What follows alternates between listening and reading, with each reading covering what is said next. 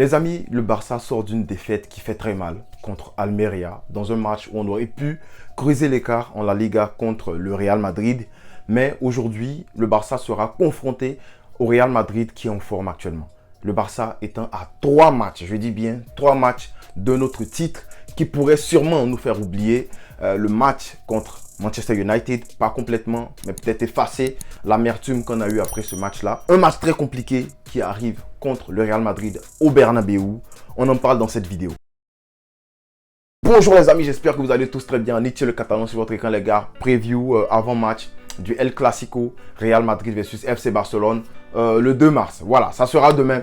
Donc on espère revenir avec une victoire ou peut-être même un match nul. Voilà, c'est la première fois que vous m'entendez dire parler de match nul dans une vidéo, en début de vidéo comme ça, espérer un match nul. Mais quand tu prends en compte le manque à combler actuellement dans le 11 du Barça, mais tu te dis qu'un match nul, ça ne serait pas un résultat aussi pire. On va commencer avec le premier point que je veux souligner avant de parler du 11. Bien sûr, on va parler du 11, donc je t'invite à liker la vidéo et puis n'oublie pas de commenter ton 11 idéal. Voilà, si tu veux donner un pronostic, tu le donnes. Moi, je donne plus de pronostic jusqu'à un certain bout, jusqu'à un certain temps en tout cas. Voilà, on va parler d'abord des dynamiques qui sont différentes. Voilà, les dynamiques entre les deux équipes sont très différentes actuellement. Oui, on parle de Classico, on va souligner le point tout à l'heure, vous inquiétez pas. Mais les dynamiques sont différentes. Pourtant, les dynamiques étaient inversées en début de saison. On avait vu un Barça qui avait très bien commencé, qui marchait littéralement sur l'eau. Un Xavi qui récupérait environ 90% des points de tous les matchs qu'il jouait. Voilà, en la Liga. Donc, c'est-à-dire que si on a joué 10 matchs, ben, Xavi va récupérer des victoires dans les 9 matchs. C'est ce qui fait qu'actuellement, le Barça est bien placé contre le Real Madrid. Un Barça qui est quand même, hein, malgré le faux pas, faut le noter, qui est quand même à 7 points du Real. En début de saison, oui, on marchait littéralement sur l'eau, tout allait bien et tout. Pourtant, au Real Madrid, c'était pas vraiment le cas. Voilà, c'est pas pour dire qu'ils ont été nuls en tant que tels, mais ils n'ont pas su gratter les points en la Liga. Actuellement, c'est inversé. Pourquoi je dis ça? Ben, c'est parce que le Real Madrid, de l'autre côté en Europe, tu te rappelles de cette pente ascendante là, où ils commencent très mal, mais il leur faut un très bon match en Champions League, j'ai failli dire Europa League, en Champions League, et puis tu les vois en train de remonter la pente tout doucement, revenir être très combatif, gagner les matchs qu'il faut gagner en la Liga, oui, parce que même si le jeu n'est pas beau, le jeu n'est pas plaisant, et c'est pas moi qui le dis, même les fans du Real Madrid le disent, bah tu vois que cette équipe commence à gagner et il leur faut quoi, un petit déclic. Ce petit déclic là, bah, ça pourrait être la victoire contre Liverpool à Anfield. De l'autre côté, tu as le Barça qui est sur la pente descendante, on peut le dire. J'espère que ce n'est pas une pente descendante, que c'est juste une floppy road, c'est juste une petite slope que le Barça va passer puis remonter la pente rapidement. J'espère vraiment, mais ça ressemble à une pente descendante. Pourquoi? Ça ressemble à un pattern qu'on a l'habitude de voir. Défaite en Europe ou bien match bizarre en Europe et puis boum, défaite après, et puis après sombrer, match nul. Voilà. Quoique, je pense qu'il y a encore du temps, il y en a encore des points devant le Real. Faut pas lâcher la Liga. Donc, tu vois là, deux patterns intercroisés qui sont différents comme ça. Mais tu te dis que c'est un classico. Et ça, c'est le deuxième point. Le classico, ce qui me plaît dans les classicos, c'est que c'est une motivation externe qui n'a rien à voir avec les 3 points, la Copa, les trucs comme ça. Mais il faut noter que là, déjà, c'est pas un match. C'est une double confrontation. Donc, il faut noter ça. Donc, c'est un match qui se joue en 2 fois 90 ou bien 2 fois une 90 plus 120. Ça dépend, ou même des pénaltys, mais c'est pas un match que tu dois partir. Puis tu dis, oh, il faut clouer l'adversaire et tout. On va parler de la stratégie tout à l'heure.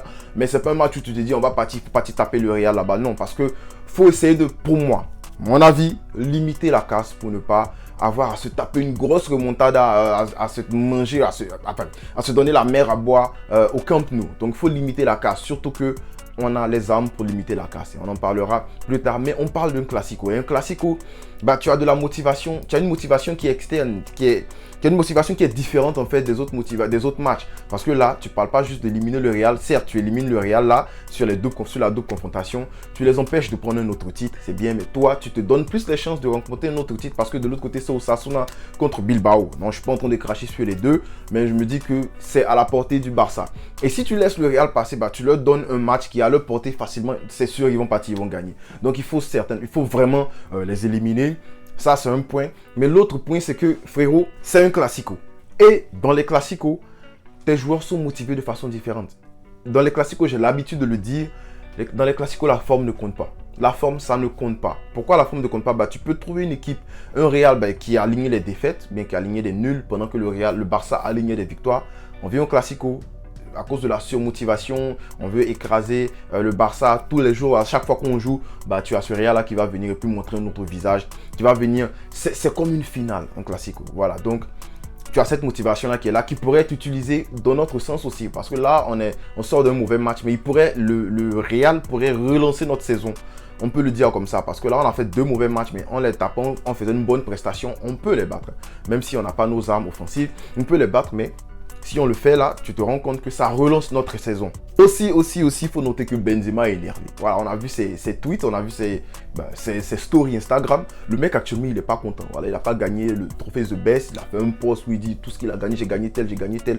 Voilà, on le sait. Moi, je savais que Léo allait gagner. Même le Ballon d'Or, je sais que c'est lui qui va gagner déjà. Voilà, pourquoi je dis ça? C'est parce que la Coupe du Monde, on le sait, ça pèse. Ça pèse trop. C'est une compétition que tu as chaque 4 ans. Et on a vu la performance qu'il a sorti. Même actuellement, il est en train de sortir une performance. C'est vrai que les performances qui sortent actuellement ne sont pas comptées dans le trophée The Best, mais on est des êtres humains. Et puis, quelque chose que tu vois récemment, bah, ça reste dans la tête plus que quelque chose que tu as vu il y a longtemps. Donc, c'est dommage pour Benzema qui méritait peut-être lui aussi un trophée The Best avant la Coupe du Monde. Mais dommage pour lui, il n'est pas venu à la Coupe du Monde. Messi a marqué les esprits et puis c'est plus récent. Voilà, ça pèse beaucoup plus pour moi. Donc actuellement, le Real, ils sont énervés. Voilà, tu as les Rodrigo, tu as Meuni qui disent que ouais, Ronaldo, tu seras le meilleur de tous les temps, des trucs comme ça.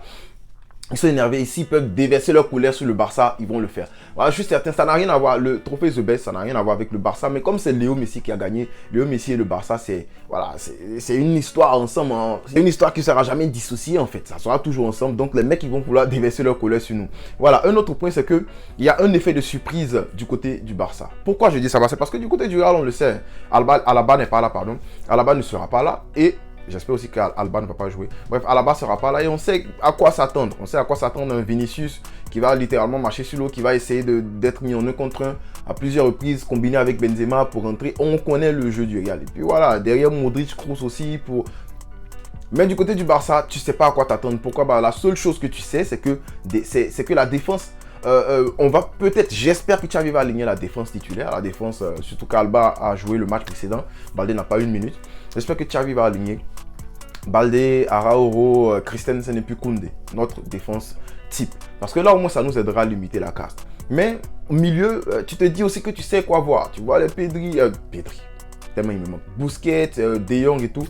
Mais c'est devant que tu ne sais pas qu'est-ce qui va se passer. Donc, tu ne sais pas aussi la configuration dans laquelle Xavi va jouer. Xavi peut venir nous sortir un truc un peu guardiolesque. Un 4-6-0 avec des milieux seulement.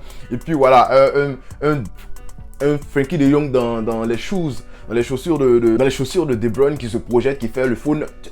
On ne sait pas. On ne sait pas parce que est-ce qu'il va aligner Ferran Torres? Est-ce qu'il va aligner Ansu Fati? Je ne pense pas du tout parce que Ansu Fati ne s'est pas entraîné hier. Donc, il y a un peu un effet de surprise parce que, ouais, on n'a pas nos armes offensives, mais en même temps, le Real ne sait pas non plus qu'est-ce que Xavi va faire. Voilà, s'il avait Lewandowski et Dembélé, ils sauront quoi? Ils sauront ce que Xavi va faire. Donc, c'est vrai qu'on est limité dans nos choix offensifs. Mais est-ce que cela ne serait pas une bénédiction en disguise, comme on dit, une bénédiction un peu déguisée façon hein, où, ben, on ne sait pas quoi mettre, vous aussi vous n'avez pas quoi mettre, donc on peut vous surprendre. En tout cas, j'espère que ça va tourner en notre faveur. Alors, c'est compliqué, mais moi j'ai un 11 que je propose. Let's go. Comme gardien de but, je mets là Ter Stegen, c'est certain. Araújo à droite, bien sûr, pour contenir, comment il s'appelle là, le petit Vinicius, parce qu'on le sait, ces deux-là, ils ont un petit contentieux à régler. En fait, ils ont toujours un contentieux, un petit duel là. Hein. Mais actuellement, ça penche en la faveur de Araújo et nous, on kiffe. Voilà.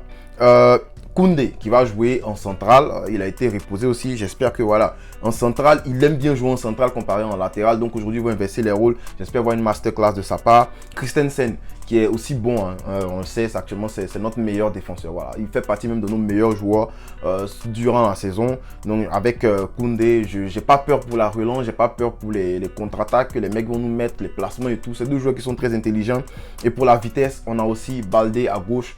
Voilà, mais il faut qu'il soit toujours bien placé. Mais Baldé pourrait vraiment, on le sait, Baldé peut rouler sur Carvajal quand il le veut.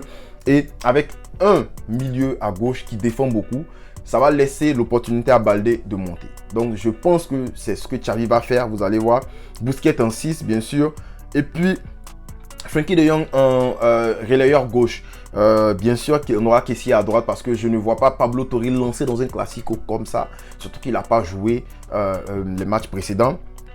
Gavi que je mets à gauche. Mais pourquoi je mets Gavi à gauche comme je l'ai dit? C'est parce que il est placé à gauche comme un ailier, mais on le sait, dans l'animation offensive, il revient toujours au milieu, puis ça fait comme le milieu en carré, comme on l'appelle en anglais, le box midfield de Xavi, ce qui permet de lancer Baldé, parce que ça va faire un 3-4-3, un 3-2-2-3. Donc Baldé va monter pour aller compléter en tant qu'ailier, pendant que Gavi va venir jouer en relayeur avec Kessié, et puis je vois plus Frenkie de Jong et Busquets jouer dans un double pivot. Rafinha à droite, c'est pas le meilleur ailier actuellement, franchement, il est en dessous de ce que j'attendais de lui. Voilà, mais quand tu regardes actuellement, tu vois, il y a Ferran, tu le mets à droite, Ferran, il a fait un très bon match contre... Avant celui de Manchester United, il a fait un bon match, une bonne première mi-temps, on peut le dire comme ça. Mais quand tu vois Ansu Fati, bah, c'est pas meilleur que Rafinha. Il est en dessous de son rendement habituel, Rafinha. Mais j'espère que voilà, il va sortir un bon match contre le Real. Et puis devant, moi, celui que j'ai mis, bah, c'est Ferran Torres. Pourquoi je mets Ferran Torres? Parce que, un, t'as pas Lewandowski, tu le savais déjà, mais tu peux pas aussi te permettre de mettre Ansu Fati qui n'est pas à 100%. Voilà, qui n'est pas à 100%. On le sait, il a une très bonne qualité de neuf, finition, le flair de buteur et tout. Mais il lui faut encore plus de matchs avant de venir commencer un match en classico comme ça. Pour le moment, Ferran Torres m'a l'air beaucoup plus en confiance que lui, beaucoup plus en jambes, surtout physiquement. Donc, je préfère aller avec ce 11-là. Alors, avec ce 11-là, je ne m'attends pas nécessairement à une victoire du Barça, on se dit la vérité. Mais je m'attends à un Barça qui peut limiter la casse. Un Barça qui peut essayer de sortir avec un nul. Pour moi, un nul dans ce match-là, c'est une victoire. Surtout qu'on récupère Dembélé et Pedri, j'espère bien, au match retour. Donc, sans Pedri, tu te rends compte que tu manques de créativité. Quand tu manques de créativité, tu vas utiliser les centres. Bon, ici, actuellement, tu utilises les centres. Qui va t'aider? Ferran? Non, je pense pas. Donc, ça ne servira à rien. On va même pas centrer. Seulement si on trouve des décalages, on va sûrement centrer un centre à ras de terre et tout. Donc, voilà. Tu n'as pas beaucoup de moyens de marquer dans ce match-là, mais on ne sait jamais. Le Barça pourrait être solide défensivement parce que notre meilleure arme dans ce match-là, c'est la défense et on aura notre défense complète. Notre milieu sera partiellement complet, manque de créativité, mais peut-être qu'en deuxième mi-temps, on va faire entrer le petit Pablo Torre pour nous donner un peu de créativité. Et j'espère que voilà, le Barça pourrait sortir de ce match-là avec peut-être un 0-0. Ça serait limiter la casse, garder le ballon le plus possible, ou même inviter le Real Madrid à venir sur nous. Parce que c'est comment j'ai dit venir sur nous. Bref, vous n'avez rien entendu. Inviter le Real Madrid à nous attaquer pour libérer des espaces. Donc Rafinha, c'est pas le plus rapide de l'équipe, mais il a quand même une bonne pointe de vitesse. Les appels dans le dos de Ferran Torres, ça aide beaucoup aussi. Et surtout qu'on a une très bonne défense qui relance, qui a de très bons longs ballons en Christensen et puis Koundé, Arao qui est devenu quand même bon en relance longue aussi. Mais tu pourrais surprendre le Real comme ça. Alors, tu pourrais surprendre le Real, surtout que je pense que derrière avec Carvajal et puis Nacho, ben, ils sont atteignables le Real Madrid, ils sont atteignables. Donc, on pourrait les prendre vraiment par surprise, en contre-attaque et tout. Donc, voilà, je pense qu'il y a de quoi s'en sortir dans ce match-là. Voilà, j'aborde ce match-là avec un peu de réserve quand même. Dis-moi en commentaire, ça sera quoi ton 11 et puis tu t'attends à quoi? Tu t'attends à voir quoi dans ce match? Beaucoup d'attaques, des centres. Tu t'attends à voir une défense resserrée du côté du Barça. Quoique je ne m'attends pas vraiment à ça. Dis-moi à quoi tu t'attends, je serai content de lire ton commentaire et pourquoi pas d'y répondre bien sûr. On ne cessera jamais de le dire. Visca El Barça.